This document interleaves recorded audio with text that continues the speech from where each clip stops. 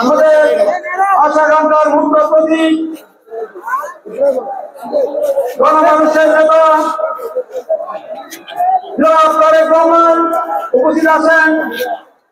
আমাদের বিএনপির সংগ্রামী মহাসচিব নির্যাতিত জননেতা সাবেক ছাত্র নেতা আমাদের আশাকাঙ্ক্ষার মুখ্য প্রতীক গণমানুষের নেতা জনাব তারেক রহমান উপস্থিত আছেন। আমাদের বিএনপির সংগ্রামী মহাসচিব নির্যাতিত জননেতা সাবেক ছাত্র নেতা জনাব মির্জা